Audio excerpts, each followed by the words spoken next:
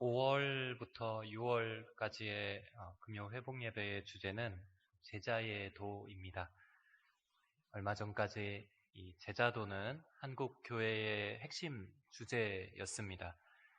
기독교 서적 베스트셀러가 거의 다 제자와 관련된 책들이었고, 부흥 집회들의 주제는 대부분 제자였습니다. 많은 책들과 또 강연들, 그리고 설교와 또 많은 연구들이 그리스도의 참된 제자가 되는 법을 이야기하였습니다. 그 결과 신앙에서 참 유익한 내용들을 저희들은 많이 발견하고 또 적용할 수 있게 되었습니다. 지금도 서점이나 또 기독교 영상 콘텐츠들을 보다 보면 우리의 신앙에서 그 제자도와 관련하여 참으로 본질적인 그리고 실제적으로 적용을 할 수 있는, 도움받을 수 있는 많은 내용들을 어렵지 않게 찾아볼 수 있습니다. 다시 한번 우리는 이 자리에서 2달 동안 제자의 도에 대하여 한번 살피고자 합니다. 메시지 속에서 주님의 음성을 듣고 또 기도 제목으로 삼으면서 다 같이 함께 진정으로 주님의 제자가 되기를 주의 이름으로 축복합니다. 제자의 도에 대해 다루는 첫 시간인데 저는 십자가를 이야기하려고 합니다. 기도하면서 이 설교 본문을 정하고 또 하나님께 구하는데 그렇게 많은 시간이 필요하지 않았습니다. 왜냐하면 이게 한 2~3번째 순서였다면 좀 구체적인 주제를 찾느라 고민도 하고 기도를 했을 텐데 제자의 도를 논하는 첫 시간에 우리는 오직 십자가에서만 출발할 수 있기 때문입니다.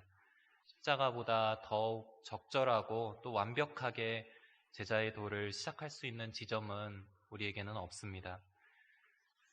잘 아시는 피터 스카지로 목사님, 정서적으로 건강한 영성이란 책을 쓰신 피터 스카지로 목사님의 신간 서적이 하나 나왔는데요. 정서적으로 건강한 제자라는 제목입니다. 그 책에서 이 목사님 한 챕터를 다루면서 그 소제목을 십자가 없이 예수님을 따를 수 있을까라는 소제목으로 현대 크리스찬들의 문제점을 다루고 있습니다. 그분은 십자가를 만류하고 있는 베드로를 예로 들어 설명하는데요. 마태복음 16장 22절에서 23절까지입니다. 그러자 베드로는 예수를 붙들고 거칠게 소리 높였습니다. 주여, 절대로 안 됩니다. 그런 일이 주께 일어나서는 절대로 안 됩니다. 예수께서 베드로를 돌아다보며 말씀하셨습니다. 사탄아, 내 뒤로 물러가거라. 너는 나를 넘어뜨리는 걸림돌이다. 네가 하나님의 일은 생각하지 않고 사람의 일만 생각하는구나. 이 스카지로 목사님은 베드로의 그 복음에 대한 이해가 절반만의 이해였다, 이렇게 설명합니다. 그리스도 중심이었지만 십자가 중심은 아니었다는 것입니다. 멋지게 승리를 거두는 구주의 모습을 상상했습니다. 십자가에 달리시는 예수님이 아니라 십자가를 피하는 예수님을 따르기를 원했던 것입니다. 단순히 예수님을 따르는 제자도가 아니라 예수님이 지신 십자가를 중심으로 한 제자도, 이는 진정으로 예수님께서 원하시고 기대하신 제자의 모습이었습니다. 오늘 말씀을 통해 이 십자가에 어떤 의미가 담겨 있는지 우리가 다시 한번 살피면서 십자가 중심의 제자는 어떠한 영적 진리를 붙잡고 있는지 우리의 기도 제목으로 삼고자 합니다. 갈라디아서는 다른 복음을 따르는 이상한 무리들을 향한 사도 바울의 책망과 교훈을 담고 있습니다. 갈라디아서의 시작 부분인 인사말과 또 하나님을 향한 찬양이 끝나자마자 사도 바울은 기다렸다는 듯이 갈라디아 교인들을 향하여 거침없이 다음 문장으로 붓을 듭니다. 갈라디아서 1장 6절에서 7절까지 제가 읽어드리겠습니다. 그리스도의 은혜로 여러분을 부르신 분을 여러분이 그렇게 쉽게 떠나 다른 복음을 쫓는 것에 대해 나는 놀라지 않을 수 없습니다. 사실 다른 복음은 없습니다. 다만 어떤 사람들이 여러분을 혼란에 빠뜨려 그리스도의 복음을 변질시키려고 하는 것입니다. 이 다른 복음이 무엇일까요? 한마디로 표현한다면 유대주의적인 율법주의, 유대 사람 중심의 율법주의였습니다. 갈라디아 교회의 성도들은 믿음으로 성령을 경험한 자들입니다. 그런데 그들은 유대인들이 아니었습니다. 율법의 신분이나 또는 유대인들의 이런 신분 표시, 예컨대 할례 같은 것으로 하나님의 백성이 된 것이 아닙니다. 오히려 그 당시에 할례나 또는 율법은 아브라함에게 약속된 그 축복들이 이방에게로 전해지는데 그것을 막고 있는 담 역할을 하고 있었습니다. 당신에게는 이러한 표징이 없으니 당신은 유대인이 아니니 하나님의 백성이 될 수 없소라고 이야기했던 것입니다. 그러나 예수 그리스도의 십자가는 이 같은 걸림돌과 적대시된 담을 다 허물어 버리셨습니다. 아브라함에게 약속된 축복이 모든 이방인들에게 미치게 만든 매우 극적인 종말론적인 사건이 바로 그리스도의 십자가였던 것입니다. 믿음으로 성령을 받아서 하나님의 백성이 되었다면 새 시대에 걸맞게 성령의 인도하심을 받아 끝까지 하나님의 백성으로 살아가면 되는 것인데 그것을 다른 것을 자꾸 얹어서 그 복음을 변질시키고 있었던 것입니다. 이러한 책망에 대하여 바울의 논지 과정이 쭉 전개되는데 오늘 2장 후반부가 그 중간쯤에 나옵니다. 오늘 말씀 19절을 같이 함께 읽어보도록 하겠습니다. 시작. 나는 율법으로 인해 율법에 대해 죽었습니다.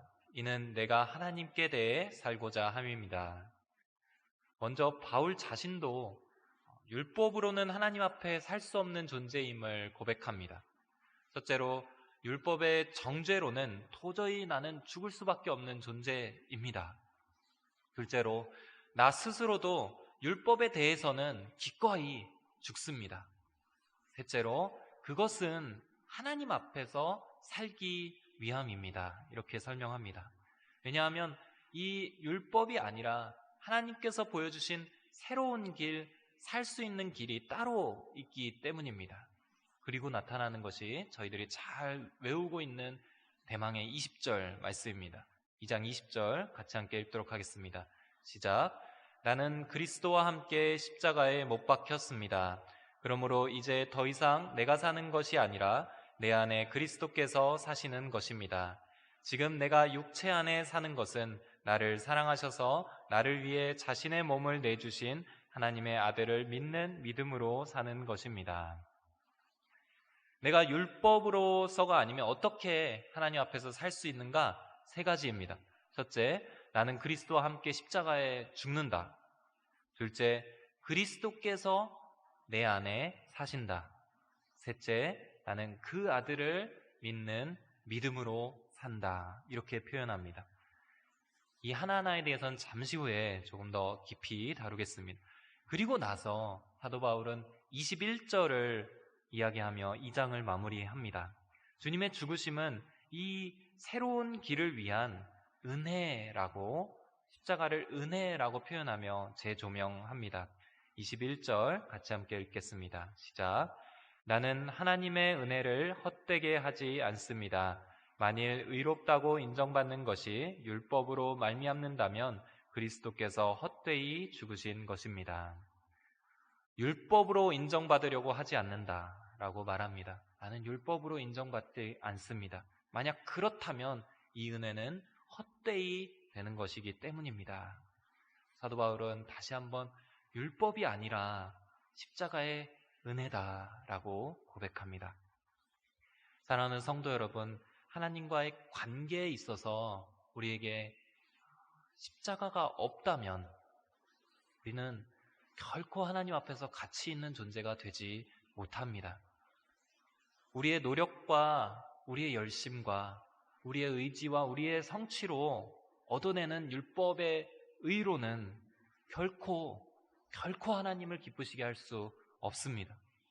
그것은 철저하고도 아주 처절한 실패만을 경험하게 할 것입니다. 오직 주의 십자가입니다. 주님의 십자가가 우리를 회복시키고 십자가 안에서 우리는 하나님께서 기뻐하시는 그 삶을 살아낼 수 있습니다. 제자도의 핵심이 주님의 뜻을 이루어가는 삶이라고 한다면 그 주님의 뜻을 볼 수 있는 것은 오직 십자가에 있는 것입니다. 이제 말씀 안에서 정말 참된 제자, 십자가 중심의 제자는 무엇인지 우리가 세 가지로 살피고자 합니다. 첫째로, 십자가 중심의 제자는 그리스도와 함께 못 박힙니다. 십자가는 사형틀입니다. 예수 그리스도의 완전한 죽음을 아주 극명하게 세 글자로 표현한 것이 바로 십자가입니다. 그리스도께서 그 안에서 그 생명을 버리신 완전한 죽음을 보여주는데, 동시에 이 십자가는 우리도 또한 그 죽음의 길로 초청합니다. 복음이 갖는 아이러니가 있습니다. 여러분들 예수님을 믿고 다 형통하셨습니까? 예수님을 믿는 것은 너무도 복된 정말 아름다운 일이지만 세상에서 이야기하는 그 축복들이 가득한 삶을 보장하는 것은 절대 아닙니다.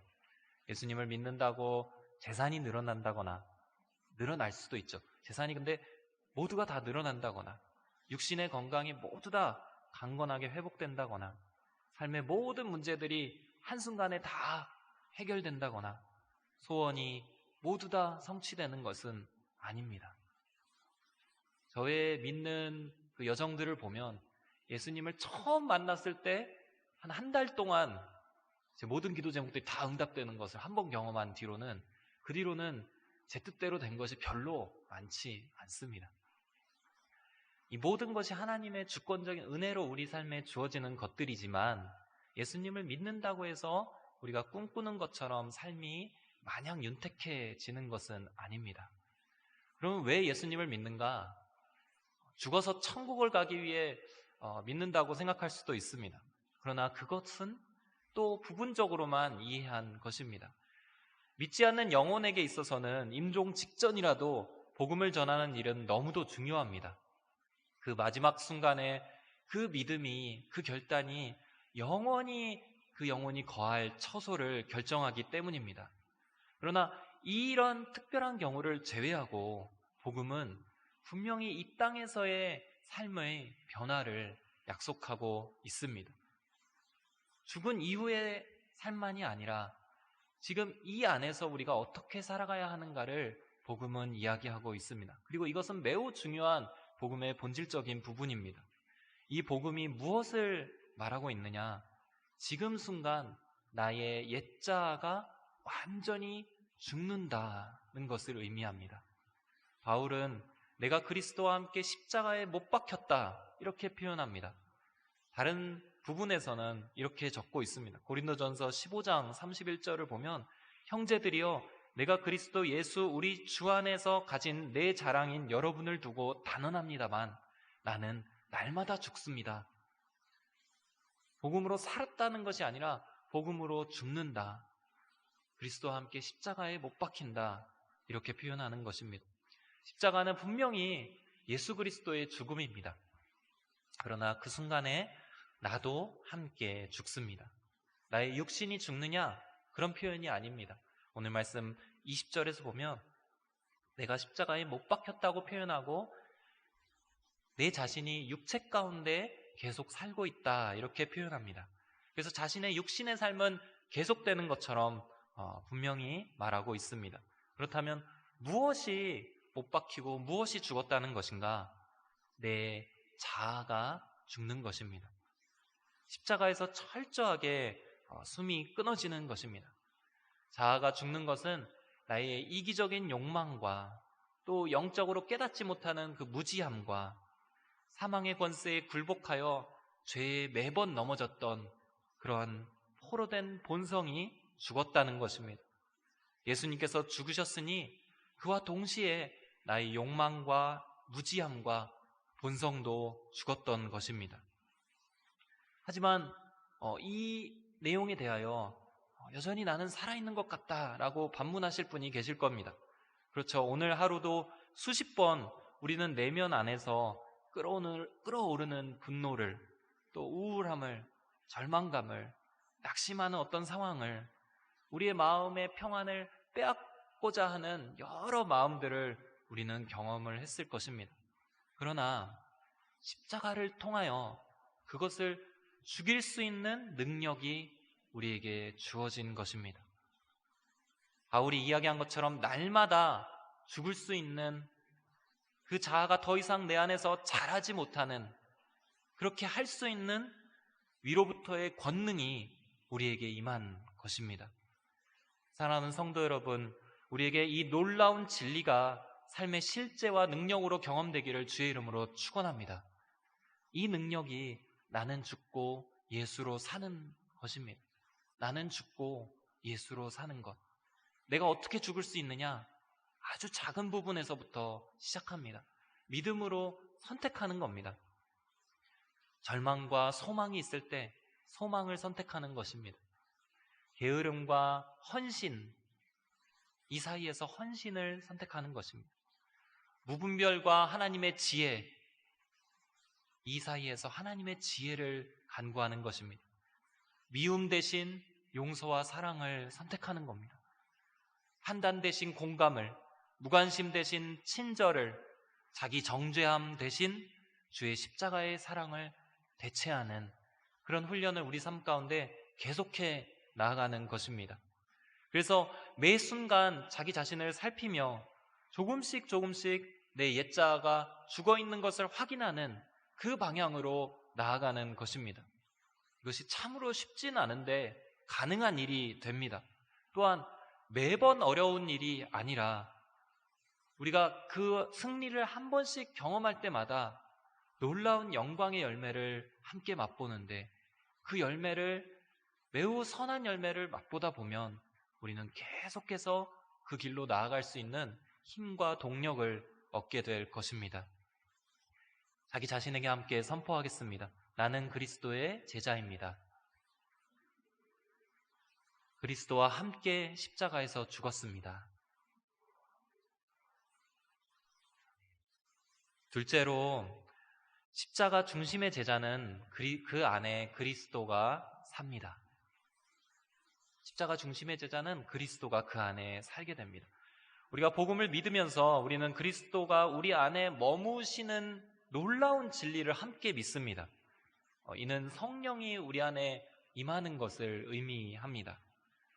성도들에게는 너무도 익숙한 그 진리이지만 성령님이 사도행전에서 오시기 전까지 제자들에게는 너무도 이해할 수 없는 말씀이 있었습니다. 그것은 요한복음 15장 4절 예수님의 말씀입니다. 같이 한번 읽어볼까요? 시작. 내 안에 머물러 있으라. 그러면 나도 너희 안에 머물러 있을 것이다. 가지가 포도나무에 붙어 있지 않으면 스스로 열매를 맺지 못하는 것처럼 너희도 내 안에 있지 않으면 열매를 맺을 수 없다. 내 안에 거하라. 나도 너희 안에 거하리라. 개역개정의 표현을 우리는 잘 압니다. 예수님께서 이 말씀을 하셨을 때 육신으로 예수님을 이해하고 있었던 제자들, 내 눈앞에 보이는 다른 어떤 분으로 이해하고 있었던 제자들은 도저히 이 말씀을 해석할 수 없었습니다. 예수님이 우리 안에 어떻게 들어오신다는 말인가? 예수님이 심지어 내 잔을, 내 피를, 또 내가 주는 이 언약의 빵, 내 살을 먹어라. 이 말씀도 이해할 수 없었습니다.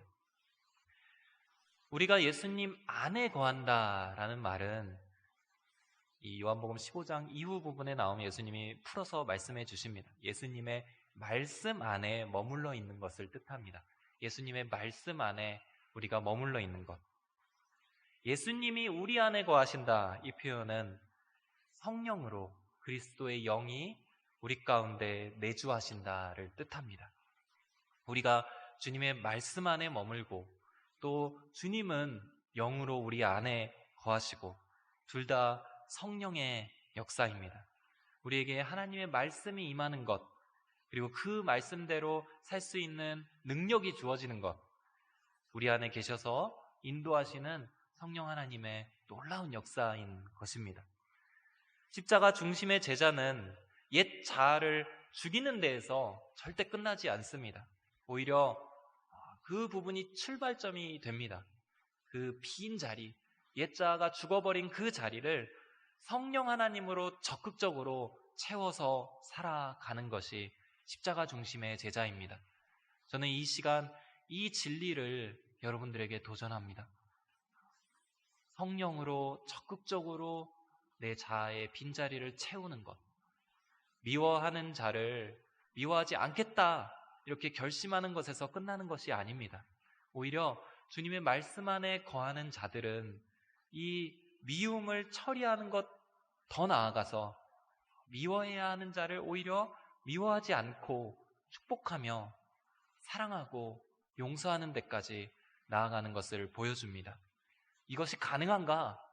이런 삶이 가능한가? 가능합니다. 왜냐하면 주님께서 그렇게 사셨기 때문입니다. 그것을 가능케 하신 주님의 그 공생의 삶을 가능케 하신 하나님의 영의 역사가 지금 우리 안에서 임하고 있는 것입니다. 우리는 깨어진 관계가 회복되어서 하나님의 영이 우리 안에 온전히 거하시는, 하나님과 온전히 소통할 수 있는, 그래서 그리스도의 그 발자취를 따라갈 수 있는 존재인 것입니다. 따라서 우리의 모든 생각과 마음들을 십자가에 못 박으면서 동시에 우리는 성령님께서 우리 안에 말씀하시는 그 음성에 매우 귀 기울여 들어야 합니다. 육체 가운데 우리가 살고 있지만 내 중심에는 내가 아니라 그리스도께서 계시는 것입니다. 육체 안에 있지만 나를 먹고 자고 말하게 하시는 분은 그리스도이신 것입니다. 내 안에 주님을 붙잡고 나 자신을 매일매일 산제물로 내어드리는 것, 그것이 바로 예배입니다. 그리스도의 주되심을 다시 한번 회복하고 주님의 음성을 듣는 것, 그것이 바로 큐티입니다. 그렇게 주님께서 내 안에 사시는 삶을 계속해서 반복해서 살아내는 것, 그것이 제자의 도입니다. 사랑하는 성도 여러분, 그리스도와 함께 사십시오. 이 삶은 이 땅에서 옛 자아가 살아가는 그 삶과는 차원이 다른 믿음의 삶으로 이끌 것입니다. 여러분을 지으신 하나님의 목적은 이때에 분명하게 드러날 것입니다. 그리스도의 향기가 우리에게서 나타날 것입니다.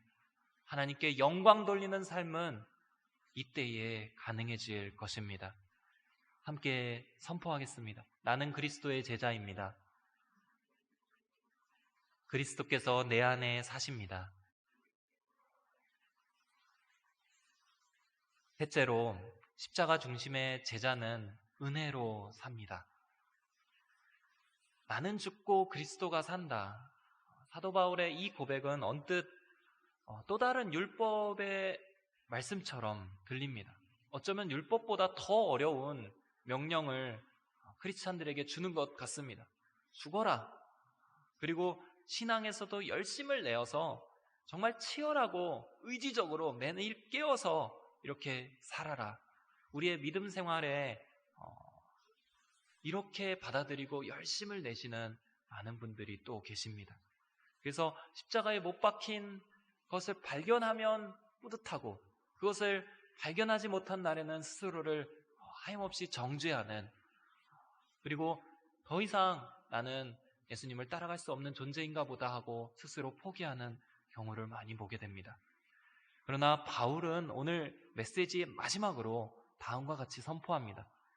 20절, 21절을 다시 한번 읽어보도록 하겠습니다. 시작.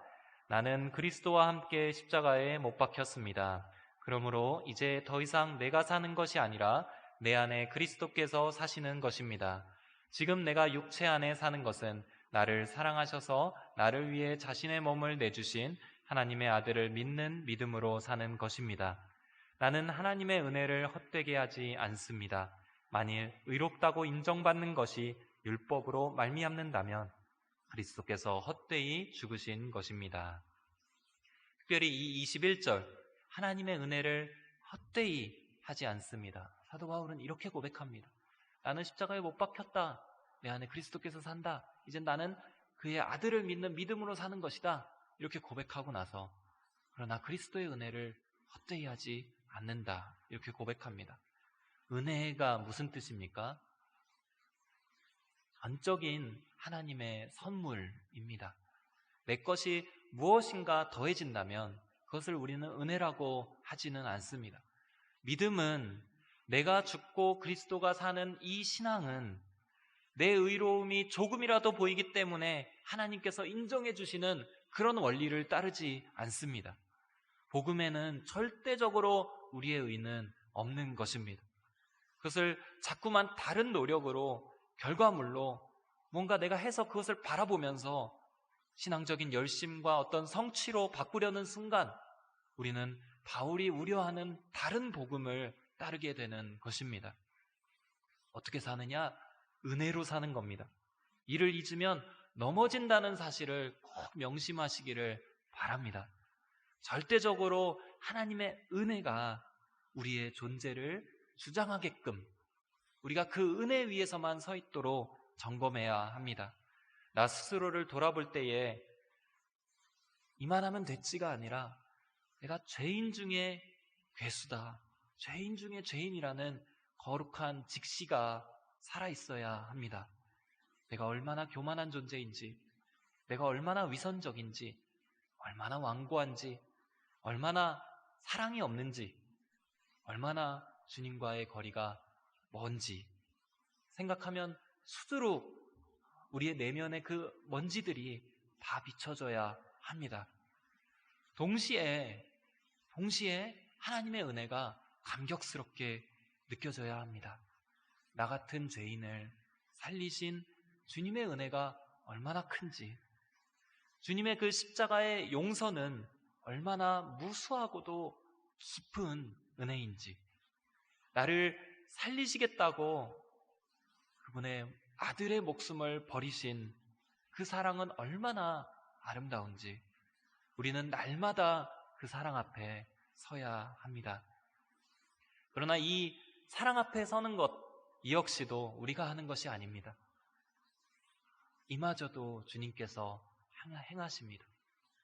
할렐루야. 이게 복음입니다.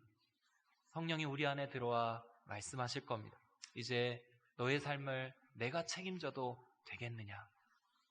이때에 내 주님, 제 인생의 핸들 주님께서 잡아주십시오. 이렇게 순복하면 됩니다. 율법이 아닌 은혜임을 경험하는 것이 이 땅에서 주시는 주님의 놀라운 선물입니다. 이 선물 안에서는 결코 정죄함이 없습니다. 하나씩 하나씩 이 은혜를 경험하며 내 삶을 바꾸어 나아가는 이 삶 속에서 우리는 주님의 놀라운 회복을 우리 삶에서 경험하게 될 것입니다. 엊그제가 이제 어린이날이었습니다. 저희 자녀들을 위한 선물을 고르려고 서점에 갔습니다. 저희 아이들은 아직까지 이게 서점에서 사주는 책도 좋아하는 나이입니다. 네. 그래서 서점에 가서 어린 이제 유치원 둘째를 위하여 책을 고르고 있는데 한 책이 너무도 사이즈와 그림이 너무도 아름다워서 너무 좋아할 것 같아서 이제 샀습니다. 그 책은 이제 필 피셔라는 분이 쓰신 하나님은 누구를 사랑하실까? 두 돼지 이야기라는 동화책이었습니다. 이 책의 내용이 너무도 은혜가 있어서 오늘 이 시간에 잠깐 나누고자 합니다. 노먼과 시드니라는 두 돼지가 있었습니다. 이 돼지는, 노먼은 굉장히 착하고 훌륭한 돼지였어요. 그러나 시드니는 굉장히 실수투성이인 돼지였습니다. 정리도 잘 못하고 약속도 늦고 말썽투성이에다가 회사에서도 매일 그 사장님께 혼나는 시드니 돼지였습니다. 근데 두 돼지가 이웃집에서 같이 살고 있었는데 어느 화창한 가을 아침에 작은 하늘색 편지가 그들 문 앞에 도착한 것입니다. 그 편지는 바로 하나님께서 보내주신 초대장이었습니다. 그 편지에는 이렇게 적혀 있었습니다. 다음 주 화요일 편한 시간에 엘름가 77번지로 나를 만나러 와주기를 바란다. 너에게 하고 싶은 말이 있단다. 마음을 담아 하나님이. 여러분들, 하나님의 초대장을 받으면 여러분들 어떠실까요? 이 노먼과 시드니의 그 반응이 너무도 달랐습니다. 노먼은 이 장면을 떠올렸어요. 드디어 하나님이 나를 부르시는구나. 내가 학창시절에 전교생들 앞에서 교장 선생님께 상을 받던 그런 영광스러운 시간이 곧 오겠구나 하면서 매우 흡족한 웃음으로 이 시간을 기다렸다고 합니다. 반면에 시드니는 자기가 그 어린 돼지였을 때 선생님이 하도 혼내다 못해 너 교장실 좀 잠깐 다녀와 이렇게 하면서 교장실로 자기를 보내던 그 긴 복도가 떠올랐습니다.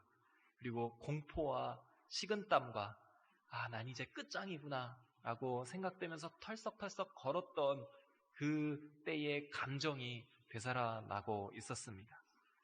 이제 화요일이 되어 아침 일찍 노먼은 아주 단정한 옷차림으로 집을 나섰습니다. 그리고 엘름가 77번지로 갔죠.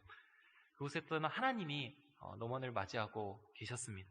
하나님께서는 이 노먼에게 이렇게 말씀하셨습니다. 빙그레 웃으시면서 첫째로 너에게 세 가지 이야기를 해주고 싶은데, 첫째로 나는 너를 사랑한단다. 이렇게 하나님께서 말씀해 주셨습니다. 노먼의 반응이 너무도 뜻밖이었죠. 이건 별로 놀랄 만한 일이 아니야. 이렇게 반응을 한 겁니다. 내가 들을 만한 말이지. 그리고 하나님은 둘째로 이렇게 말씀하셨습니다. 둘째로 너를 착하고 훌륭해서 사랑하는 건 아니란다. 이렇게 말씀하셨습니다. 약간 이제 이게 무슨 뜻일까 고민하고 있을 때 하나님이 세 번째 말씀을 하셨습니다. 셋째로 너는 네가 생각하는 것만큼 착하고 훌륭하진 않아. 너는 다른 사람들을 이기적이고 잘 못한다고 깔보고 있잖니. 네가 다른 사람들을 무시하지 않았으면 좋겠다. 빙그레 웃으시면서 너에게 이 말씀을 해주고 싶었어. 하나님께서 이렇게 말씀하셨습니다. 노먼은 굉장히 당황하고 또 어두운 얼굴로 그곳을 나왔습니다. 그리고 이 말씀이 무엇을 뜻하는지를 계속해서 곱씹으며 집으로 걸어서 돌아갔습니다. 시드니가 이제 다음날이 되어서 하나님 앞에 찾아갔습니다. 너무도 긴장하면서 너무도 두렵고 떨리는 마음으로 하나님 앞에 나아갔습니다. 하나님이 빙그레 웃으시면서 시드니에게도 세 가지 말씀을 해주셨습니다. 첫째로 나는 너를 사랑한단다. 깜짝 놀랐습니다. 시드니의 그 깜짝 놀란 그 표정 앞에 하나님이 두 번째 말씀을 하셨습니다. 둘째로 나는 너를 사랑한단다. 조금씩 얼굴이 펴지고 있을 때 하나님이 세 번째 말씀을 하셨습니다. 셋째로 나는 너를 사랑한단다. 내게 이 말을 해주고 싶었어. 이 책의 결말은 집으로 돌아오는 시드니의 얼굴이 환하게 빛나고 있었던 것을 말해줍니다. 시드니는 처음엔 자기가 뭔가 오늘은 좀 잘하고 갔나 하고 거울을 봤어요. 또 여전히 넥타이는 삐뚤어져 있고 옷은 막 너덜너덜하고 머리는 헝클어져 있고 아무리 봐도 자기는 예쁜 모습이 아니었던 겁니다. 그래서 이 하나님의 말씀을 곱씹으며 걸었습니다. 그러면 왜 하나님은 나를 사랑하실까? 그때의 시드니 얼굴에서 환하게 빛이 나고 있었다. 이 책은 이렇게 이야기합니다. 노먼은 어떻게 되었느냐? 노먼도 하나님의 말씀을 마음에 담았습니다. 아주 자기가 우쭐한 마음이 들 때에 이 77번지에서 배운 것을 다시 떠올리면서 그것을 붙잡고 있으면 그 우쭐한 마음들, 남을 깔보는 마음들이 사라지고 진심으로 웃을 수 있었다라고 끝났습니다. 이 책을 저희 둘째에게 읽어주었습니다. 그리고 저희 둘째는 딱 이거밖에 기억 안 하더라고요. 나는 너를 사랑한단다. 그래서 제가 첫째로 그러면 나는 너를 사랑한단다. 둘째로 나는 너를 사랑한단다. 셋째로 그럼 막 웃으면서 나는 너를 사랑한단다. 이번엔 바꿔서 해보자. 그러면서 아빠가 내가 첫째로 막 이러면서 이렇게 책을 읽어주었습니다. 사랑하는 성도 여러분, 제자의 도는 어떤 어려운 미션을 향한 주님의 초청이 아니라 다름 아닌 복음으로의 초대입니다. 이 복음으로의 초대는 율법이 아니라 십자가로 초대합니다. 십자가는 주님이 박히신 2000년 전의 그 십자가 맞습니다. 주님은 거기서 분명히 죽으셨습니다. 그 십자가 앞에 있을 때 우리는 다음과 같이 주님의 음성을 듣습니다. 나는 너를 사랑한단다. 내가 너를 위해 죽었단다. 너의 옛 자아도 나와 함께 죽었다. 이제는 나와 함께 사는 거다. 이 죽으심 때문에 우리도 진짜로 죽습니다. 더 이상 어두움의 죄와 사망의 권세가 우리를 지배할 수 없습니다. 이제 그 관계는 끝이 났습니다. 그리고 예수 그리스도께서 우리 안에 사십니다. 우리는 그의 음성을 듣고 복된 그리고 회복과 변화를 경험할 수 있습니다. 그런데 이 모든 것이 주님의 은혜라는 것입니다. 우리가 잘해서도 아니고 잘해야 되는 것도 아닙니다. 오직 하나님께서 은혜로 우리를 용서하시고 은혜로 우리 안에 들어와 계시며 은혜로 우리에게 말씀하시고 은혜로 우리를 십자가 중심의 제자의 길로 인도하실 것입니다. 그 주님을 신뢰하시기를 축원합니다.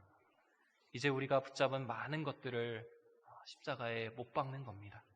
그리고 우리 안에 계신 주님을 바라보는 겁니다. 그 은혜로 날마다 찬송하며 감사하며 나아가는 것입니다. 우리와 함께하는 주님께서 이 모든 길을 책임지시고 이끄실 것입니다. 십자가 앞에서 다시 한번 회복의 은혜를 경험하시는 저와 여러분들이 되시기를 주의 이름으로 축원합니다.